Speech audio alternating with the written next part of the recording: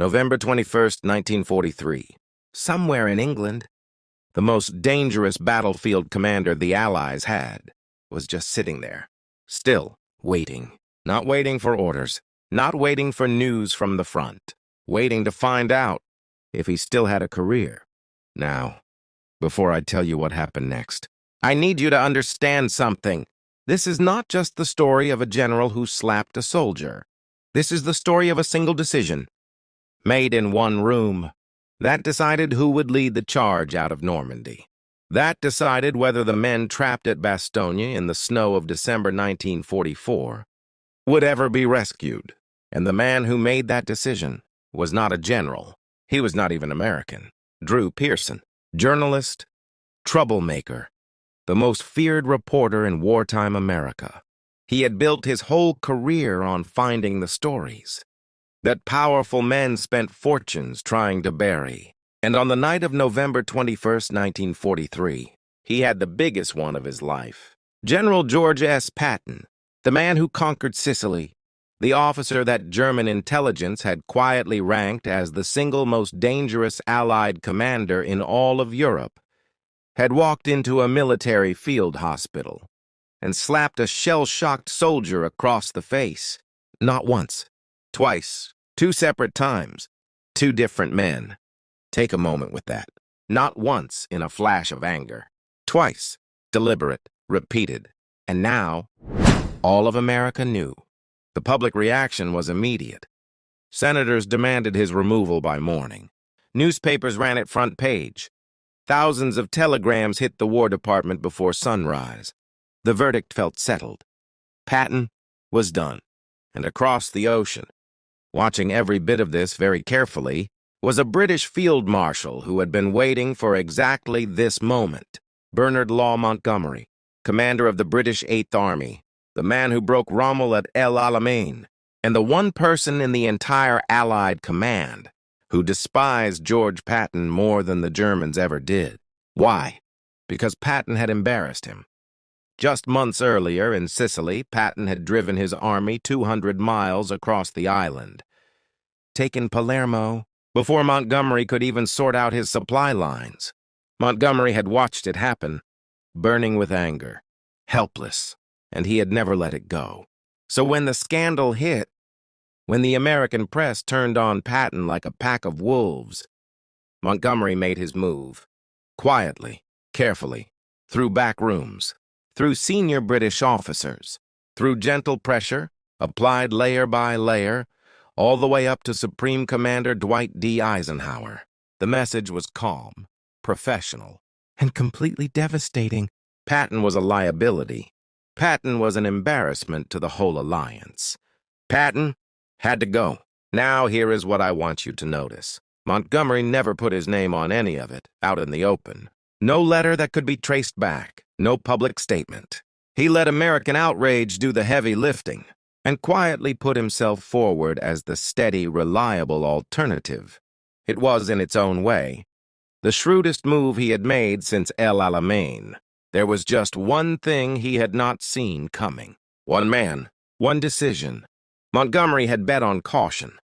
Churchill had bet on boldness. And only one of them was right.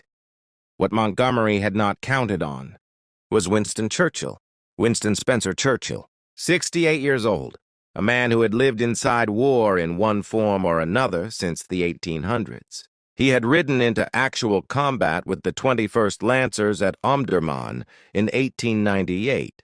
Real horses, real swords. He had covered the Boer War as a reporter under live enemy fire. He had watched the Gallipoli campaign fall apart while he sat in the cabinet as First Lord of the Admiralty. And he had spent the next 30 years carrying the weight of every man who died there. He had watched Britain stand completely alone after Dunkirk, with almost nothing left, facing the most powerful war machine Europe had ever built. And when every voice around him said negotiate, he said no. That is the man Montgomery thought he could push around. Churchill understood soldiers not from a distance, but from the inside. He knew what months of combat did to a man's body. He knew what it did to his mind. He knew the difference between someone who had simply broken under impossible pressure and someone who was just a coward.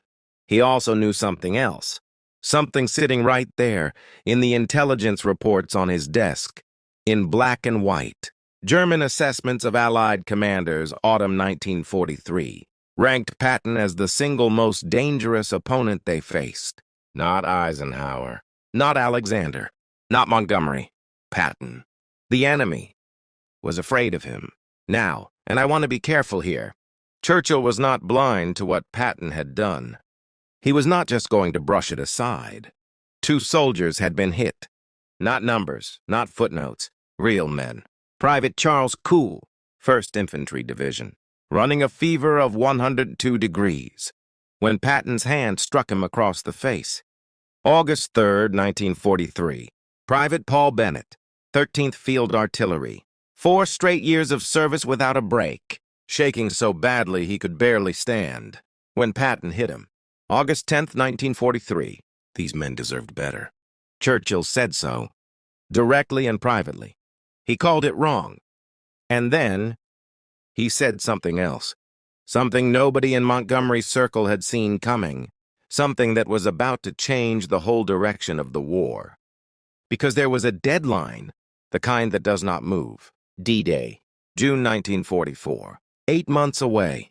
The largest beach landing in the history of warfare. Already being planned, already burning men and resources in the planning alone.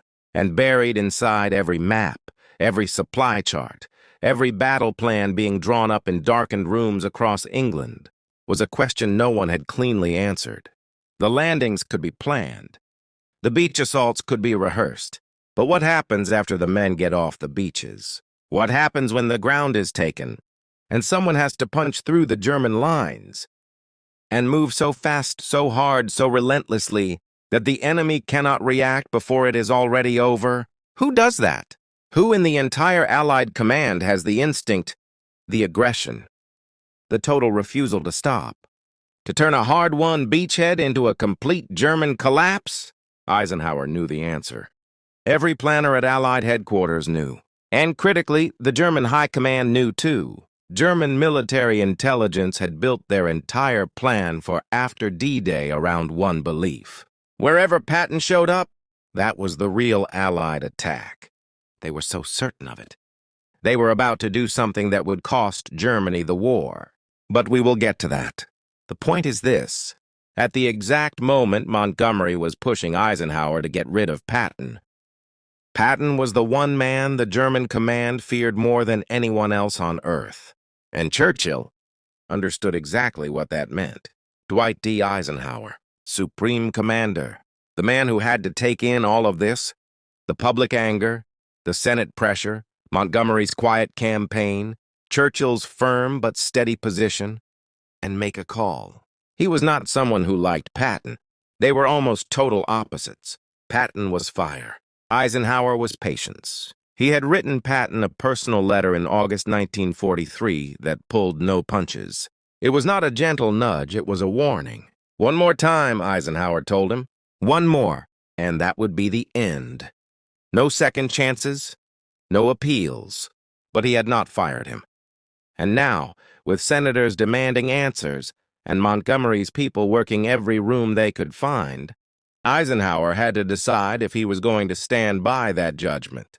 With Churchill's steady, quiet backing reinforcing his own read of the situation, Eisenhower made his call. Patton would stay in uniform, not because what he did was acceptable. It was not. But because the cold, hard math of the war was brutally simple. Losing Patton was worse. But Patton still had to pay a price. Eisenhower made certain of that. Patton was ordered to stand up and apologize. Not in writing, not through a spokesperson, in person, in front of every unit he commanded, looking his men directly in the eye. Think about what that actually cost him. This was a man who had built his whole identity, his whole reputation, on the firm belief that he was never wrong. Not on the battlefield, not in command, not in how he read other men. He stood in the Sicilian heat. He faced his soldiers, and he spoke. I thought I would try to make them mad enough to forget their troubles, he said, Perhaps I was wrong. 4 words. For George Patton. Those 4 words were the closest he ever came to admitting defeat. Whether he truly meant them is something historians still argue about. What happened next is not in dispute. Patton disappeared. Not quietly, visibly. He was seen at dinners in London, photographed at events in Cairo, spotted in Edinburgh, in Knutsford, moving across a whole circuit of places that looked almost random. They were not random. Every single appearance was a message, a deliberate signal, fed straight into the German spy networks running across Britain. This is where I need you to really pay attention, because what I am about to tell you is one of the most jaw-dropping things to come out of the entire Second World War, Operation Fortitude. The Allied plan to make Hitler believe that the D-Day landings would hit Pas-de-Calais, not Normandy, was built in large part around one single man's reputation, Patton's. The Germans were so deep into the belief that wherever Patton appeared, the real blow was coming. So sure, so certain, that they kept their armored tank reserves north of the River Seine for weeks, after the real Normandy landings had already started. Weeks. While Allied soldiers were clawing forward yard by yard through the hedgerows of Normandy, while the difference between holding the beachhead and getting pushed back into the sea was just a matter of hours. German tank divisions were sitting completely still north of Paris, waiting for Patton, who was having dinner in London. The man Montgomery wanted removed had become the hidden weapon that kept D-Day alive. Without leading a single soldier, without firing a single shot, his reputation alone, the fear he had built up in the German command over 2 years of hard, relentless fighting, was worth more than an entire tank division. And then, August 1st, 1944, Patton's Third Army was switched on. Operation Cobra had blown a hole clean through the German lines at Avranches, and Patton was sent through it, like a knife through paper. In a single month, the Third Army covered 600 miles. 600. On foot, on tanks, on roads that barely existed. They swept through Brittany, crossed the Loire River, swung wide around the entire German southern flank in a move that German commanders would study for decades. They pushed all the way to the Moselle River and nearly cut off all of German Army Group B, before their supply lines, stretched past their limit, finally forced them to stop. German field commanders describe those August weeks the way men describe a nightmare they cannot shake. Every defensive line they put up, Patton was already somewhere else. Behind them before they had finished digging in, cutting off their supplies before the fight even had a name. He was doing in France exactly what he had done in Sicily, moving faster than the enemy could think. Now, just imagine for a moment that Churchill had stayed quiet back in November 1943, that Eisenhower had taken the easy road and let Patton go. Those 600 miles never happen. Operation Fortitude falls apart. The German tanks move to Normandy, and the men surrounded in the snow at Bastogne in December 1944, waiting for help that seemed physically impossible. Might have waited forever, because the man who was about to swing an entire army 90 degrees in 48 hours and drive through blizzards to reach them would have been back home in California, reading about someone else's war. Montgomery never said a word publicly about his effort to push Patton out. In his memoirs, carefully written, carefully managed, the slapping incidents are never mentioned. Patton is handled with the careful silence of a man who has decided that not talking about something is its own kind of winning. It was not. History gave its own verdict. Slowly, the way it always does. Market Garden, September 1944. Montgomery's great airborne gamble, a bridge too far. A disaster he had pushed for, planned for, and staked his good name on. The Ardennes, December 1944. A German attack so sudden, so massive, it almost split the Allied line in half, pushing straight through a part of the front that Montgomery was in charge of. While Patton, The man he had tried to get fired turned his whole army around in 48 hours in the middle of winter and broke through to save the trapped men at Bastogne. Once you see that pattern, it is very hard to unsee. Montgomery's greatest enemy was never Rommel, never the German army. It was time. He always needed more of it. One more day of preparation, one more phase, one more check before the move forward. And in a war where the gap between a German retreat and a German defensive line could be hours, that habit of waiting cost lives. Patton died in December 1945. Not in battle, never in battle. A car accident. Mannheim, Germany, 12 days before he was supposed to come home.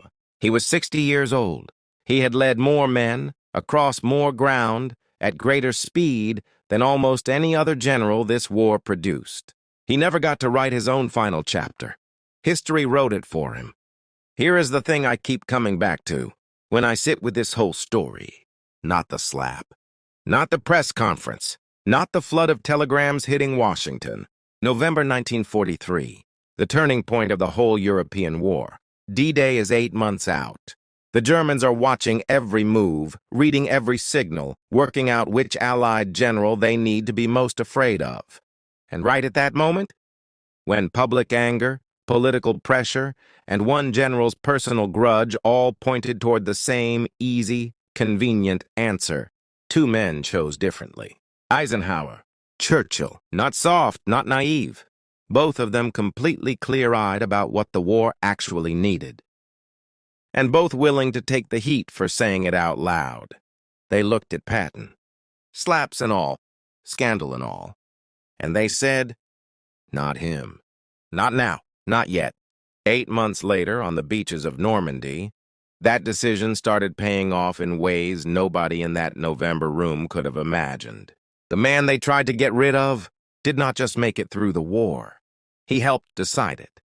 If this story got to you, if there was even one moment where you leaned forward, stay with me for 60 more seconds, because what Patton did next makes everything you just heard look like a warm-up act. December 1944. The Ardennes forest, snow, ice. A German attack so sudden and so massive that Allied headquarters spent the first 2 days just trying to understand what had hit them. An entire American division, surrounded, told to hold, told that help was on the way, not knowing if anyone actually believed that. And then Patton called his chief of staff, told him to start moving the army, and put the phone down.